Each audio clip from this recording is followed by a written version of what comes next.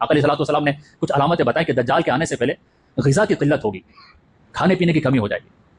دجال کے آنے سے پہلے کے جو 3 سال ہیں کھانا ختم ہو جائے گا ہیومن بینگ کے پاس، چند لوگوں کے ہاتھ میں غذا ہوگی. حضور علیہ الصلوۃ والسلام صحابہ کرام کو بتا رہے تھے، تو صحابہ کرام نے پوچھا یا رسول اللہ صلی اللہ علیہ وسلم ان دنوں میں جب قحط ہوگا، کھانے پینے کے وعدے ہوں گے، تو کون سا مال ویلیویبل ہوگا؟ تو آقا علیہ السلام نے فرمایا غلام یسقی اہلہ الماء. آقا علیہ السلام نے بتایا اس وقت وہ نوجوان شخص کی ویلیو زیادہ ہوگی کہ جو کہیں سے پانی لے کر آ جائے اور اپنے گھر والوں کو پانی پلا دے. پانی بھی نہیں مل رہا ہوگا، بوند بوند کے لیے لوگ ترس رہے ہوں گے، جن کے پاس غذا ہوگی وہ کنٹرول کر کے بیٹھے ہوں گے. تو آقا علیہ الصلوۃ والسلام نے صحابہ کرام کو بتایا، تو صحابہ کرام نے پوچھا یا رسول اللہ مسلمان کیا کھائیں گے پیئیں گے؟ تو حضور علیہ السلام نے فرمایا کھانا پینا تو دور کی بات ہے، وہ صرف تسبیح تحلیل کرتے رہیں گے. ان کا جو کھانا پینا ہوگا وہ التحلیل والتکبیر والتسبیح والتحمید، بس اللہ کا ذکر کریں گے اور کچھ نہیں کھانے کو ملے گا مسلمانوں کو. صحابہ کرام نے پوچھا رسول اللہ اس وقت عرب کہاں ہوں گے؟ فرمایا وقلیل من العرب، جو آج عربی ہیں یہ بہت کم اس پلانٹ پہ بچیں گے، یہ ختم ہوتے چلے جائیں گے، ختم ہوتے چلے جائیں گے. تو جب اس طرح غذائی چیزوں پر کنٹرول ہوگا تو اس کے بعد دجال آئے گا.